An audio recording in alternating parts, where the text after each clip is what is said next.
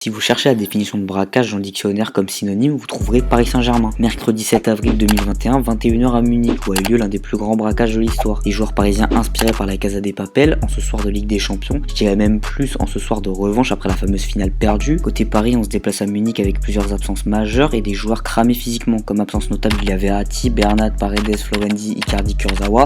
Côté Bayern, on peut noter les absences de Serge Gnabry et Robert Lewandowski. Au niveau des compos, le PSG part avec un 4-2-3-1, Navas dans les buts, une charnière Kimpembe Marquinhos, Diallo à gauche, Dagba à droite, un double pivot Danilo et une attaque avec Neymar en 10, Di Maria, Mbappé, Draxler. Une compo très remaniée côté PSG, déjà au vu des nombreuses absences et avec beaucoup de surprises en plus. Côté Bayern, on part aussi avec un 4-2-3-1 avec Neuer dans les cages, une charnière sous le Alaba. Côté latéraux, Hernandez est à gauche, Pavard à droite, un double pivot Kimmich et Goretzka. Sont alignés en attaque Müller en 10, Sané, Choupo, Coman. 21h début du match, il aura fallu seulement 2 minutes pour que les Bavarois se créent leur première occasion.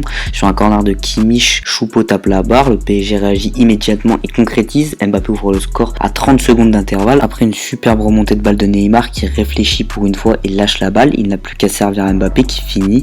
Paris ouvre le score très tôt, il se met déjà à l'abri. Juste après ce but concédé, les vagues bavaroises vont devenir de plus en plus intenses et fréquentes, mais Dieu merci, à Paris on a Keylor Navas, un gardien qui a de l'or dans les mains. 28e minute, Paris double la mise contre le cours du jeu par l'intermédiaire de Marquinhos et qui se blesse dans la foulée, qui est remplacé par Herrera. Grosse perte côté PSG qui perd son leader moral, son capitaine. 36e minute, sur un centre de Pavard, Choupo réduit l'écart de 1 pour Paris, mais tout baigne jusqu'au vrai tournant du match, c'est-à-dire la sortie d'Abdou Diallo pour l'imposteur Baker. Paris souffre mais tient en infériorité numérique. Puis j'enlève Michel Baker qui a été nul, limité techniquement, nonchalant, bref, nul comme à son habitude. Bref, je reprends, j'ai pas de temps à perdre à déblatérer sur le niveau inexistant de Michel Baker. Oh là, je vais rester calme, ma télé elle est neuve, je vais pas la casser. Nul, Microglou, nul.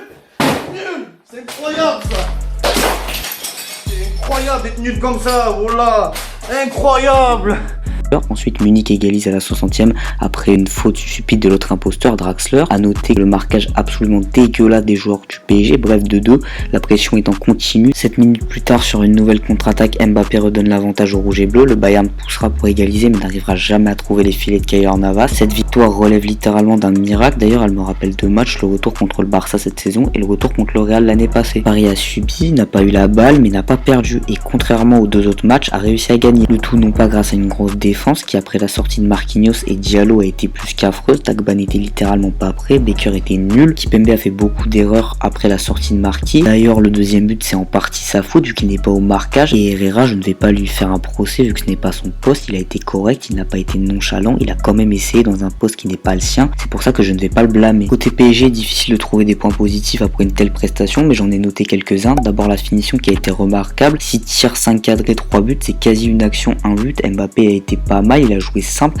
et c'est ce qu'on lui demande, il n'a pas surjoué, il a été efficace. Autre point positif, le gardien comme toujours, Navas nous prouve match après match qu'il est le meilleur gardien de la C1 et qu'il veut bien le rester. Gay a fait un très bon match du même style que celui contre le Real, idem pour Danilo, c'était un peu dur dans les phases de transition et idem au niveau de l'animation mais c'est un petit peu à l'image de ce PSG et pourtant ce milieu recomposé a été vraiment bon. Côté négatif c'est assez simple, Di Maria a été invisible et sur le peu de choses qu'il a tenté, il l'a raté. Neymar a été brouillon, il a voulu faire la diff à lui tout seul, les latéraux étaient catastrophique, Dagba a fait de son mieux mais c'est évident qu'il n'a pas le niveau. D'ailleurs tout le monde a été assez surpris de le voir titulaire.